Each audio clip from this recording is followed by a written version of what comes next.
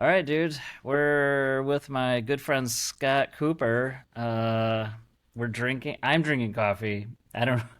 Scott doesn't drink coffee, I but he don't but he drink did have some White coffee. Claws just in case. But you had a No, good no, mug. we're not. No, no, no.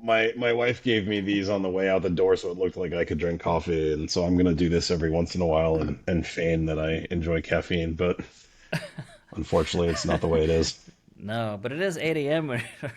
early in the morning That's where true. you're at That's in true. LA. And I have a version of a cardigan. My wife said this was like a modern version. She's like, that's a sweater with a zipper. but but I don't know. I mean, I feel like this works, right? I mean, this is like it's got a full I zip. It's very comfy. It's I think it's. very comfy. I don't know that it needs to be full zip. Actually, when you invited me to this, I think I had to Google what a cardigan was. Again, I'm on the West No. Coast. I don't own anything, and then I thought I was just going to wear like a t-shirt, and everybody was telling me, no, you got to put on a sweater. And I said, I don't think I own a sweater. So I this morning went to the back of my closet. That I think that looks good. Like, I think it looks good on you. I Now think it's in California, okay. you don't have as many chances to wear a sweater, but I mean you're a big guy, so a cardigan actually like for big guys, I think just works. Like you could be an NFL football player and wear a cardigan and it just goes. I Uh, think I don't know. Maybe I'm wrong. Questionable. I don't know. This I found in the back of my closet. It's one of those sweaters I bought like 10 years ago when I was younger and maybe skinnier. And I've literally never worn it because Worn it. it's never fit. So you're not going to get the full screen mode for me today. It's a little tight on the You're just going bottom. to get chest A up. little Yeah, tight on the bottom. A that's little tight on the correct. bottom. Correct. That's fine. That's fine. All right. This is our first one, everyone. So we're testing it out. I knew that I could trust my friend Scott to be okay with the bumps in the road, and we had one to start. So that's what happens. That's what happens. But our whole intention is to just talk with RCM leaders, hear what they're going, what's happening in their world, try to make it casual. The name, I got a lot of feedback. And they're like, "How'd you come up? What is this?" And I'm like, "I don't know. I was trying to like, if you've seen Jerry Seinfeld's thing about Comedians in cars comedians drinking in coffee. cars drinking Yeah. coffee, right? Which I loved. It was awesome. But I was like, okay, I can do this, like RCM leader drinking coffee, but we need something in the middle, and it wasn't going to be in cars, right? So I was like, and I don't know how this came into my head, but cardigans just popped into my head, and honestly, I was like, it just worked. It was amazing. I mean, I'm just surprised you haven't received a like copyright cease and desist from Jerry Seinfeld yet. I figured that would happen, but may not be good optics trying to take down the RCM leaders of the world That's from the, world's richest totally. comedian. Yeah. Yeah, I don't think I have the same amount of money, but but anyways, Or I the don't even know Porsche where I collection. came Yeah. from. Some people are asking me when I was in Vegas this week, and I was like, honestly, I don't even know. And then I thought this is the dumbest idea ever, but I don't know, seems It's to not work. dumb, it's So awesome, right? It's endearing. yeah, It's not dumb. yes. It's All catchy. People, right, it's gonna stick. Scott, my claim to Fake fame with coffee my drinking. that's right, There's fake coffee literally drinking. nothing. There's literally nothing in here. Oh, now people are saying we expecting a great range of cardigans over the shows. Oh my god, feels like a lot of pressure. I think I bought one Don't more. We'll invite me see. back. Don't invite me back. Then I won't have That's any more. one more. One more. I got like Uh, little wingtip things. I don't know. One of my favorite stories of Scott. This is just on a personal note. Is my claim to fame, or a claim to I don't know fame, but like quintessential moment of my life. I'm playing poker with Scott, and he gets a royal flush at a Oh, that happened. casino. Yeah. I've never seen one. I've never seen one after this. I've only seen it with you. Incredible. Yeah. I don't remember what the odds of hitting a royal flush are. It's like 1 in 3 or 4 million or something. But yeah, we were at this little tiny hole in the wall casino in Washington or outside Seattle playing poker. We each had like $100 in front of us or something. It was like Yeah, very, minimal yeah. poker. And I hit a royal flush and I think I won $10 in the pot, but I think I won Well, the you won five hundred 500 dollar high bonus or hand something like bonus. that, which I Yeah. think you end up losing because you play No, poker. You false. lost. Oh, I don't know. I think my wife might be listening to this, so no. He's like, I definitely won. I definitely won. I definitely won. Lifetime earnings greater than lifetime losses. We'll just say that. That's right. So he's a good poker. We had a chance to work together. I'm super psyched to have you on. And tell us about what your latest gig is. Like, where are you at now? What? Because I don't think that people know what Ovation is, so you probably have to explain it a little bit. Yeah. I can talk a little bit about Ovation as well as Amplify. So in June-ish of 2023, I joined Ovation as the president of Amplify RevCycle. Ovation is think of us as like a shared services provider for independent community hospitals. So we have a rev cycle division, which is Amplify. That's what I lead. We have a IT division called Tempo, which does IT services and managed services for hospitals and health systems. We Mm-hmm. have a supply chain group called Elevate that can help with GPO and help with workforce and things like that. We also have a management advisory group called Octave. So if you think about Ovation, we have these 4 or 5 pillars. The idea being that we can go plug into these independent community hospitals out there in the US, who are often kind of struggling to make ends meet. And we can provide both those solutions and the scale that they very frequently can't do on their own for whatever reason. And And does the so, yeah. does the Ovation own the hospitals, or they just run them? They run these Uh, independent hospitals we because don't we don't it's run the the we don't old run the we don't run the hospitals. We don't run the hospitals. We're not a hospital all company. just all the stuff associated with like the independent hospital. You're running all like the administrative work. Effectively, like we can go in and think of it as like we effectively can go in and do everything that is non-clinical. And we actually do Yeah, have a little bit of a clinical arm called Cadence, but think of it as, hey, you've got the hospital, you've got the doctors, you need to focus on care. Let us worry about everything else. And so we will go in with a variety of solutions and help do that. And sometimes we go together, so you'll get Amplify Rev Cycle and Elevate Supply Chain together. Sometimes it's completely independent. So I have tons of clients that are just using our Rev Cycle capabilities. And our target demographic, our segment really is those independent community rural hospitals, but we also serve much yeah. larger hospitals as well in certain capacities.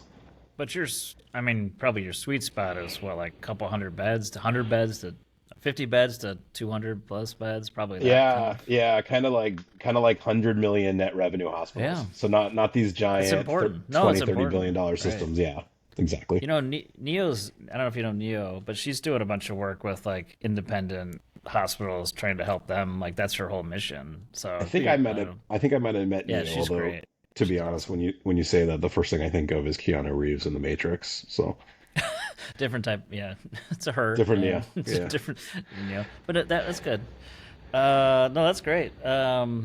So you guys must deal with all kinds of EMRs and like systems. Like, what are the things that's like what's stressing you out? Like, what are the things you're like, this is hard. I mean, it's different work than you've done in the past. So, Yeah, it's interesting. I think in my previous rev cycle life and just kind of is the nature of the beast is like Epic is kind of the big behemoth that really is in most of the big hospitals, which is where I've spent the majority of my rev cycle career, either consulting or operating.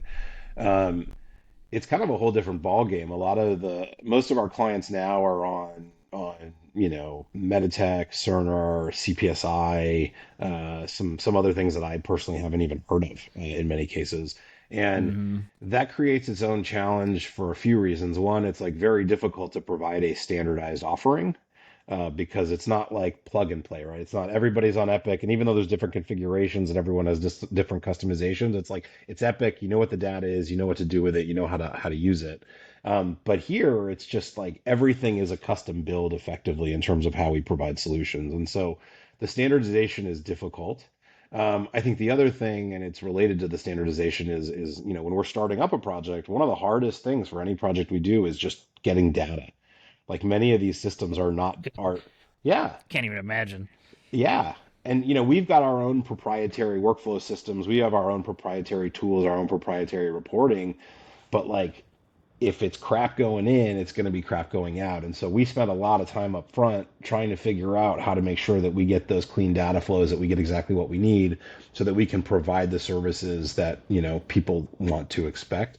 But it is terribly difficult. And I think it's funny. I was talking And with, it must be like yeah. limited IT teams too, right? You know, like So very limited IT teams. There's a hospital we work with who their IT leader, I think, used to be their was their like environmental services guy 5 years Sure. ago and kind of Right. moved into the IT Right. thing. And so you don't necessarily have professional IT folks everywhere.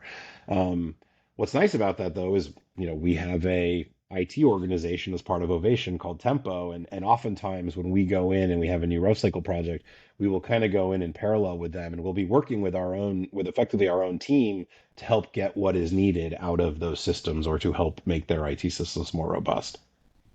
Yeah. Totally makes sense. I mean, it's got to be a struggle just for the independent, right? It's like they're not on most of them probably on Epic, like it's a community version, right? Like they're not getting like tons of support. They're probably on whatever it is they could get their hands on at the time. Correct. We have clients who are on the community version of Epic, so even if you want to change, you can't ask the hospital to do it because they got to go ask the person who owns Right. the Epic instance. Right. Same thing with Cerner. Like half our clients are on Cerner Community Works. Same idea. They're affiliated with kind of larger systems that own the main Cerner. Anything that they want to do to change, they've got to go back and forth and try to finagle. Yeah. Interesting. So what are the other things like RevCycle wise? What are you guys like? What's stressing you out? Payers? Like what's happening? Like what are the things you're like? Oh God, these guys are killing us. It's Or like such a loaded question. well, I'm Are you like trying to offering it get up me for you trying to like a get me T-ball. trying to get me in trouble? It's like T-ball. It's right there for you. No, you can do whatever you want. You don't have to hit that topic. I think, I mean, what I think the top challenges that come to mind, obviously, there's the player dynamics. I don't know that we need to go too in depth on that. I don't think that's the purpose of the podcast, but But do you manage contracting for them? we do actually in some cases. So you have contracting with it. We do. So part of Amplify is, let's call it 80% of the Amplify business that I run is rev cycle services. So we're doing end to end, we're doing front, we're doing middle, we're doing Sure. back, we're doing point solutions. We'll do your early out, we'll do your AR spin down, kind of whatever. The other 15-20% is actually managed care. So we have a managed care group within Amplify, and they're effectively doing two things. One, they're kind of doing the analysis and the assessment to make sure that uh, our clients are getting the performance that they expect out of their existing contracts. And then they're also effectively like an Hmm. outsourced managed care or contracting group for these hospitals who don't have the resources to do it themselves. So Wanda Wright, who leads our managed care group, I don't know if she's listening, like she spends 75% of her time on the phone negotiating with payers to try to make sure that our hospitals get what they deserve. Yeah. So anyway, back to your initial question. I think Hmm. uh, payer changes, payer environment, as you and I were talking about earlier, payment integrity, and what that means, which is a pseudonym for Payment integrity. Payment. It's increased quote. denials. It's quote for Um, you not paying you is what it is. yeah. So I think increased denials impacts us, but it impacts our clients more, right? It's their dollars Hmm. that are being delayed or being written off. That's one. I think the second thing is, and I think this has been true since COVID in 2020, is just like the talent environment is difficult. Remote jobs has opened up opportunities for a lot of people to go kind of all over to try new things. It's created a lot more flexibility, and as much as everyone would like to believe that RevCycle is going to be pure tech and AI driven, I fundamentally believe it's always going to be tech enabled services. It's going to be very difficult to do just tech. And if you're doing just services, you're going to fail. You've got to figure out how to bridge that gap in the middle ground. Yeah. But if you don't have the services people, if you can't find the right people and you can't find the right talent, it's going to make it very difficult to do any of those things. And so I think we're lucky at Ovation that we have an incredible rev cycle staff. I've got about 600 people in the Amplify group, just to give you a sense of scale, and they're awesome. Our team is awesome. Oh, They that's come to big. work, they Yeah. kick the crap out of it, and a lot of them are also like they've been doing rev cycle for 10, 15, 20 years. A majority of our staff are not kind of entry level folks that we're finding off the street and trying to train up. Like we actually are identifying and recruiting people with much more experience who've been doing this for a while so that the quality of the work they do is better. Yeah. Well, I'd be remiss to not ask the question because my Tarpon team would kill me. But what are you guys doing in the automation space now that we're talking about technology enabled? Like, Yeah. what's your strategy and as you guys go forward? Yeah, so I'll stick with my McKinsey threes for better or for worse. Everything's got to come in Oh. threes. I mean, you were there, you know. You You know were how it works. you were there, Bob. No, no, I wasn't. Uh, I think right now we're focused on three different areas. So one, you mentioned Tarpon. We have partnered with Tarpon over, let's call it the last 6 months, to figure out where the best, highest impact RPA opportunities are for us. And so RPA, I think, people have been doing RPA for a while. You've seen kind of these big players in the market that have come and gone. Um, the magic with RPA is not the RPA itself. Like that's not really novel. It's the intelligence that goes into the RPA and the design that goes into the RPA and what those use cases are. And we've been fortunate to partner with your organization, Tarpon, for the last 6 months to really build out those use cases. And I think we have Casey, who leads our transformation group, who's worked with you guys. I think we have something like 31 RPA use cases that are going to create value, and I won't tell you how much value, but are going to create, cost efficiencies for us or yield efficiency for us that we just need to get deployed. And so we've been working on that. That's a big part of what we're doing this year. It's a big part of our budget, to be honest, this year is savings from that RPA. So that's the first piece of automation. I think the second piece of automation, um, we have our own like little skunkworks AI group in house. Interesting. Yeah, I won't go too It's a far top into. secret. What is this? It's not top secret, but I won't go too far into it. But effectively, we have, as part of our rev cycle offering, we have a professional fee billing offering. So we acquired an organization called CompMed last year, and CompMed is doing, pro fee billing. But we've also started to figure out how to use AI to automate some of our own coding.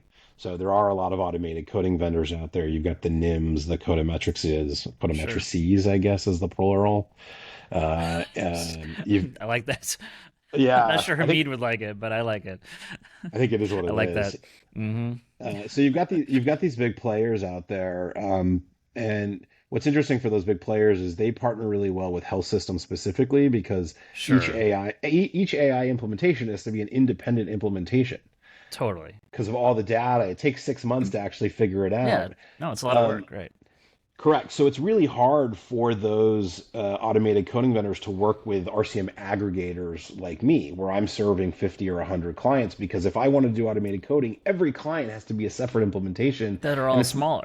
Yeah, they're correct, all and small. it's Right. not really scalable. So what we've done is in-house, we've actually developed our own AI. I think just finished testing it as of a week or two ago, and we're going to start rolling out kind of automated coding in-house for our Profi solution that is custom built to the fact that we have these 50 or 60 different clients.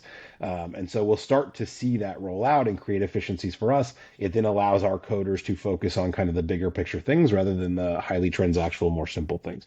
So that's the second thing we're doing on automation. And then um, the third is really just trying to tweak our workflow systems. So we talked about the data and the data coming from these systems is a mess. Like we want to obviously normalize that data, put it in our system so that we can create standardization and scale. But as part of that, not just you don't want just the ability to kick things back and forth and have a workflow driver.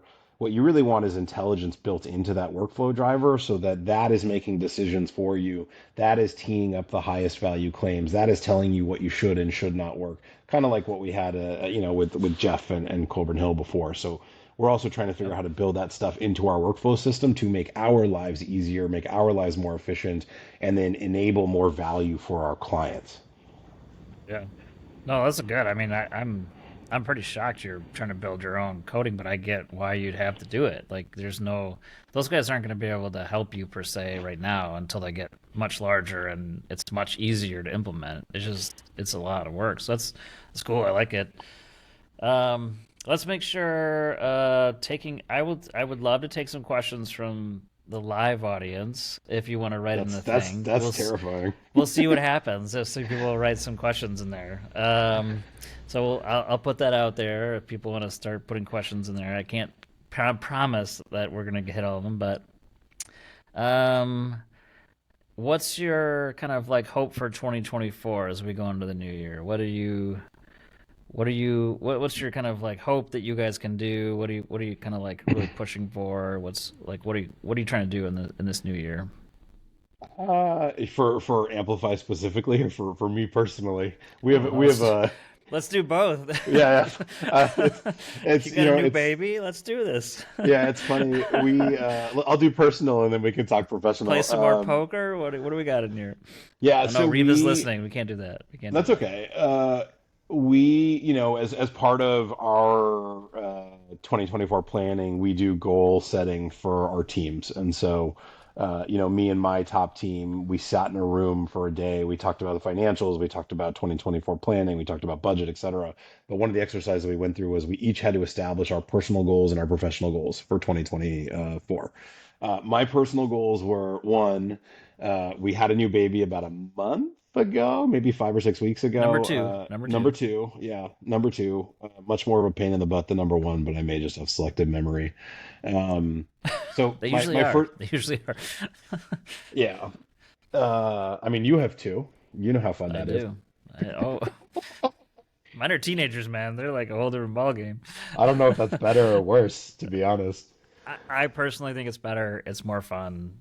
They're humans. They're launching in 3 years, like 3 or 4 years. Like it's all. Yeah, I really like this age. Been very fun for me. So we'll say good, that. good.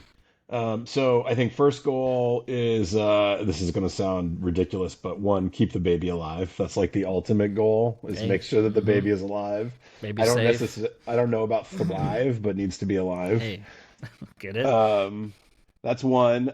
Two, there is a poker goal to hit a certain dollar threshold, but I won't say what that is. I'll keep that one close to the vest. I I would like like to this. win X numbers Oh, of win. dollars. Yeah, Okay, win. okay. I like this. Um, and then three is to, to lose like 3 to 5 pounds a month so that I could actually wear this sweater comfortably and show you the full screenshot later. So maybe by the end of the year we can do this again and we can do it standing up and we'll see if the sweater fits a little better. Love that. Love that idea. Okay. So What that's about what about professionally? What are you guys working on? yeah, I mean, what does it come down to with RevCycle? Whether you're a RevCycle company or whether you're a provider organization, it's always like do more with less, right? Like at its most fundamental, do more with less. And that's effectively what we're structured to try and do in 2024. We need to provide more value for our clients, and we need to be able to do that at a lower cost structure, because that's also what our clients crave. And so everything we're doing this year, all of our initiatives, the automation stuff we talked about, productivity, quality, everything we're doing this year is really centered on being able to provide more value for our clients, and to do it at a lower cost structure. So that's what we are solving for. We've got 5 or 6 very tangible initiatives that we're doing to make that happen. And at the same time, we've got to keep growing. We grew we grew a ton last year, organically and inorganically. And we need to keep that momentum going. Like we're trying to create opportunity for our people, and we're trying to make sure that we can provide that service for our clients and that we can do that with broader reach. I bet if you asked 100 RevCycle people on the first one, they're doing the same thing you're doing on that. Oh, Oh, what happened? Did we lose you? oh, I'm Hold on, back. everybody. Scott, you there? I'm back. Yeah, Okay, but there we I had go. a quick freeze. Sorry. That's all right. We got it. I said, if Oh I no, bet if you asked frozen 100 again. RevCycle, oh no, I can hear you. We're having some internet issues. Um, Hold on, people. Just pause 1 second here. Okay, I'm back. I don't know what's going on with my internet this morning. That's all right. We'll all right. I just saying, if you asked 100 RevCycle leaders, I'm sure 98% of those, 98 of those are going to say the same thing on the first one. It's like they're being asked to do more with less people or less cost or whatever it is. Like Yeah. they're all under the same pressure. So totally get it. Um, all right, we got a couple questions there. One from Chris Hilger, who you might know. I don't know Chris. Um, ask the question for a new independent hospital. What's some of the low hanging fruit that you solve first in terms of rev cycle automation? And I mean, I think it's, if I try to answer that, I think what we learned at Tarpon, it's different for everybody. To say that there's like this one thing you go after, it's like, I think it's different for every group, but you might have a different answer just because of the independent hospital. Like, I think it depends on the perspective or the point of view you're taking. Like mm, if you're the hospital itself and you're trying to make your rev cycle more efficient, um, I would go look at the automated coding stuff. I would go look at how you can use RPA on the back end to kind of work some of the things that are not valuable for your people to work. I think those are the things that you look at first if you're the hospital yourself. For us, again, as the service provider for the hospital, um, this is going to sound ridiculous, but one of the highest value automation things that we have, I talked about data and how impossible it is to get data. It's just even enabling that data flow through automation. Like for the longest time, once a mm, week or once a month, we would like pull down an ATB file from an FTP server right. manually and then figure out how to put that into our system. Like being able to just automate that up front enables all the work downstream to be that much simpler and faster. So like that's kind of one of the highest impact things for us. And it's Ben, as you know, it's kind of the way it is with rev cycle. You don't want to band-aid the problem after the fact. The further upstream you can do to fix the root problem or the root cause, you go fix that.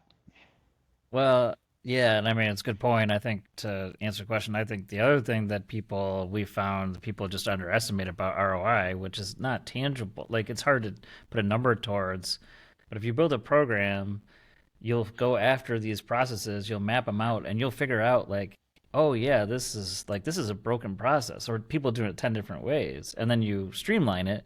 You may not be able to automate it, but you streamlined the whole process and figured out ways to like, and so I think people just underestimate the power of like having a culture that's always looking for stuff to automate because you may not automate it at the end of the day, but you will solve the problem, or at least make it more efficient. To your whole point earlier, so I think it's super helpful.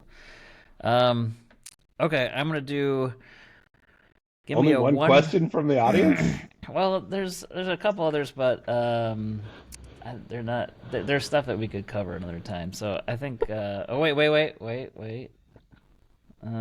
Kevin's asking, are I'm free for 30 more minutes. I mean, I don't know how long you've got. we can go as long as we want. Let's do it. Uh, hold on. Nick's got one. Now that you've seen your team build a model AI model for coding, does it make you more or less of a believer? Um, That's a good question. I'm a big believer in AI, but I'm going to caveat that. So I do think that AI has the potential to be transformative for, rev cycle and obviously kind of everything out there, to be honest, at the macro level.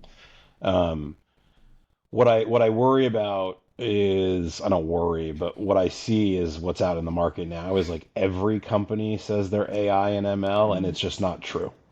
And so you've Oh, got for a lot of sure, folks, right? yeah, like everybody's like, oh, we're AI enabled. But when you really get under the hood, and we do this because we look at organizations that we potentially want to acquire, and if everybody frames themselves as an AI company, that's actually one of the things that we do a ton of deep dive on is like, is that real or not? Sure. Because everybody frames it. And I remember, I don't know, 6 years ago now when I was at McKinsey talking about the future of technology and rev cycle with clients. And there's this like one famous PowerPoint page, and it talks about AI is going to change everything, and ML is going to change everything, and RPA and cognitive bots and all this craziness. And this was 6 years ago, and clients would always say, well, what's the timeline for that? And the answer was always in the next 3 years. It's 6 years later, and And we're effectively still, yeah, very, we're very still little has changed. we're still Yeah. not there. Yeah, yeah. And it is and unfortunately it's a dollars game in terms of development and research and figuring that things out, Mm-hmm. and as most folks on this call know, the payers have way more of that than the providers do, and so you're going to see it accelerate much further on the payer side than you will on the provider side, unfortunately. So true. Which is exactly what we're seeing, right? They're just getting much further along because they have the resources and they can be coordinated, right? And what the things they go after. Yeah, that's totally true. Payment integrity. Payment integrity, baby. Payment integrity. Yeah, I think that's fair. No, it's interesting. I think I was going to ask you. I was going to do this thing, which we could do now, is like, what your one word reaction if I say something to you? What's your one word reaction? And I was my first one was going to be AI. Like, what's your one word reaction to that? I don't know that I can give you one word. I'm incapable of that. You know that. No, we just start with like, what would be like if someone said, "Hey, what's AI is going to change the world," or what's AI right now, and you're like, "What's the one word?" I'll give you two words. Currently overblown. That's good. I appreciate it. That's good. Because right, like we're not. People ask us, and like there's this, it's like at Tarpon we're like focused on automation. Like AI is going to be part of that, but right now, like there's not a lot of applications besides helping you code easier and code better. But there's not a lot of things where we're using where it's like, oh yeah, you do this, and it's like it's going to solve all these things. Like we're not quite there yet. So I don't know. It's just We're interesting. we're not there yet. There are actually quite a few use cases that we've explored. We're not. I told you I can't stick to one word. No, no, There's that's qu- okay. We just there's start quite a few there. use cases. There's nothing that's mature or at scale yet. Like automated coding, in my opinion, is the only thing that's like there right now. And even then, when you talk about automated coding, you're still talking like three specialties, like ED, radiology, pathology. Like, what about the rest of coding? Like that hasn't really been solved yet. When you figure out how to automate inpatient coding, that's going to be the kind of the golden ticket, so to speak. Hmm. Oh, yeah. I mean, but who knows how how far we're off on that. Right. All right. What about another word? Let's say or another phrase. You one try to one word and then we can talk about it. Talent gap.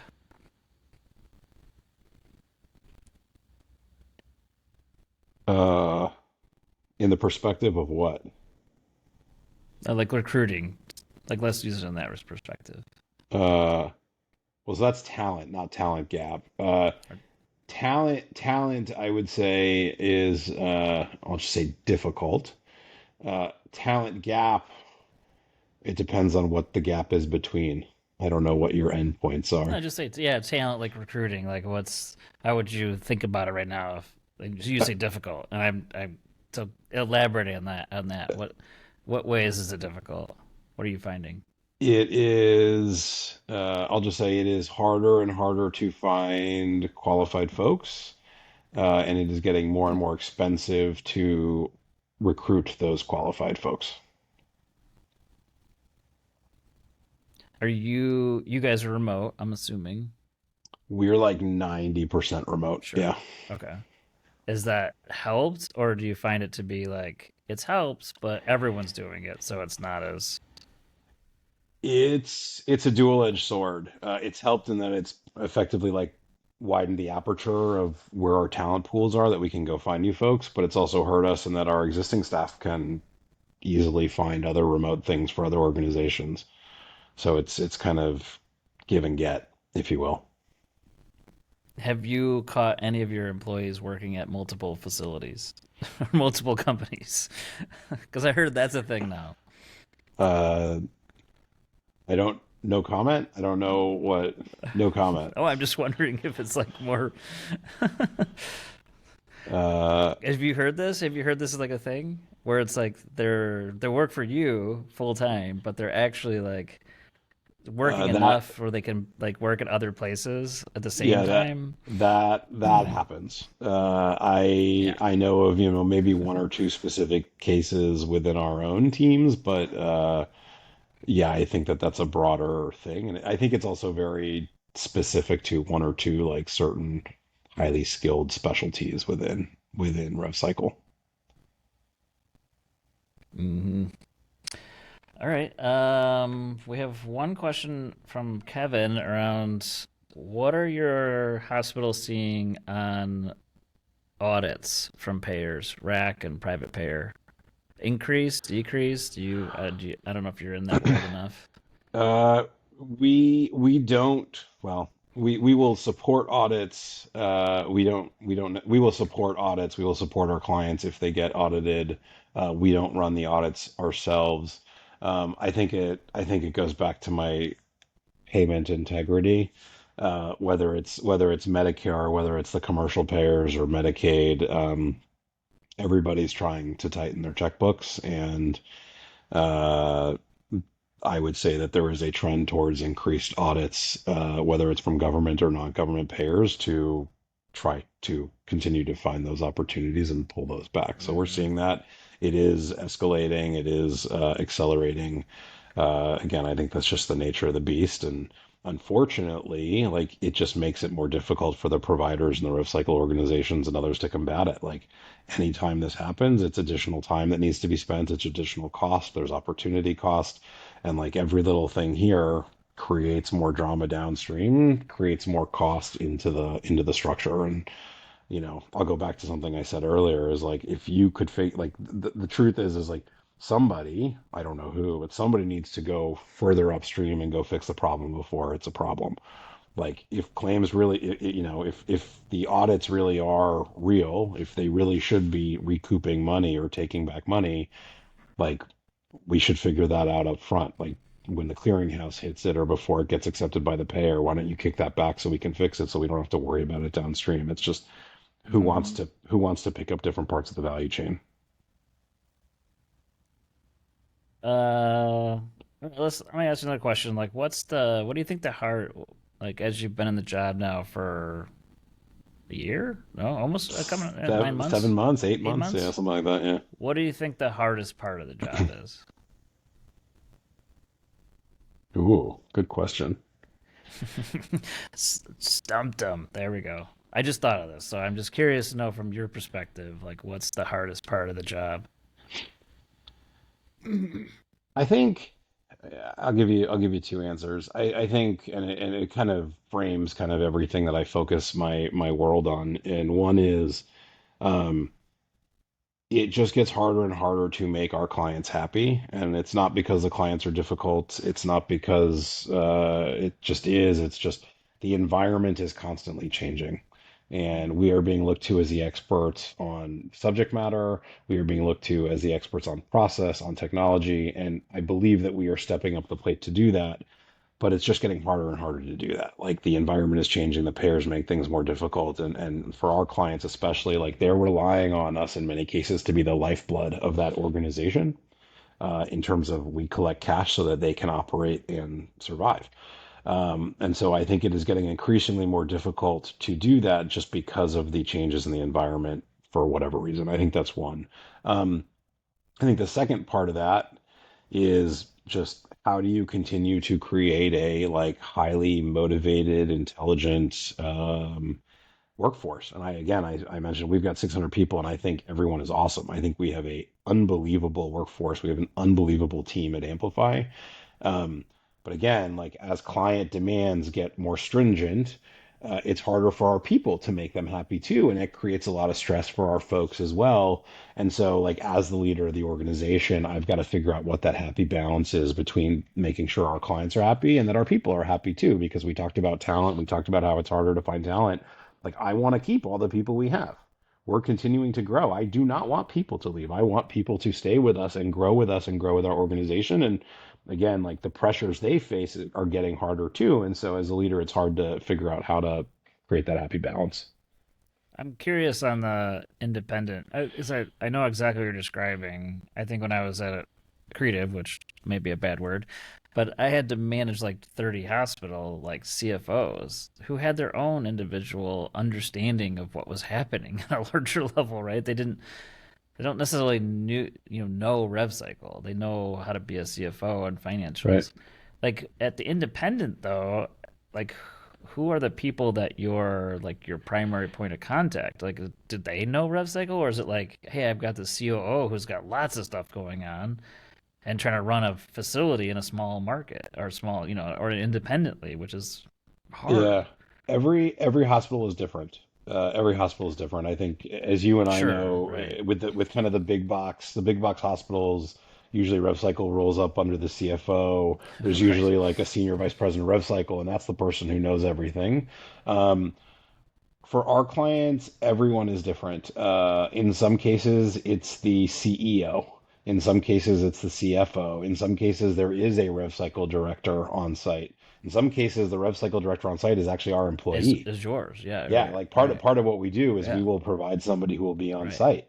And so the stakeholder changes based on the client, and that's just one of the demands that we have to solve for is who's the audience, what information do they need, and how can we make their lives easier so they can make the best decision possible.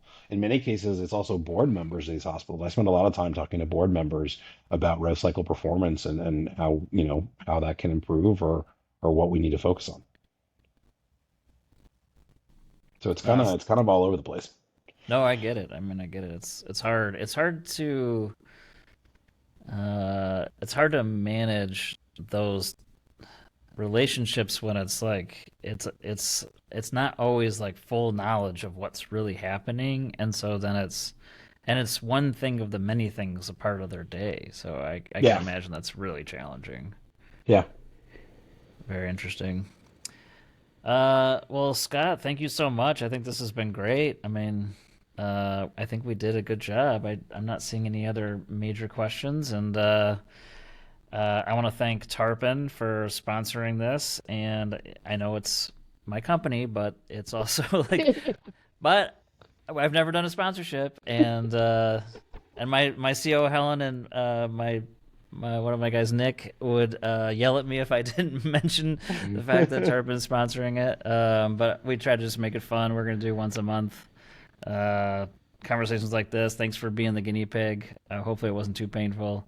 Um, but thanks for That was doing it. great. Appreciate it. I'll give you guys a plug as well. So like as Oh I no. mentioned, we engaged we did like we engaged with Tarpon probably for 4, 5, 6 months at the end of last year to really help us kind of accelerate our RP and our automation use cases and build those out. And Thank you. the whole team was fantastic to work with, regardless of whether Ben and I know each other and love or hate each other. But the work itself and the work product was fantastic. So Well, just thank you very much. Didn't kudos need to to you do and your that. team. Yes.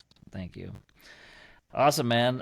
Thanks everyone on LinkedIn Live for joining. It was hopefully it was fun, exciting, interesting. I mean, hope all the above. So I got I'm to figure out how to stop this. I'm terrified this Thanks is going to everyone. live in cyberspace forever now. Exactly. All right, here we go. End stream. There we go. All right, there we go. We ended the stream. That was great, Cool. man. I talk too much, but I think you know that. You didn't. No, it was awesome. It was great. You're a natural.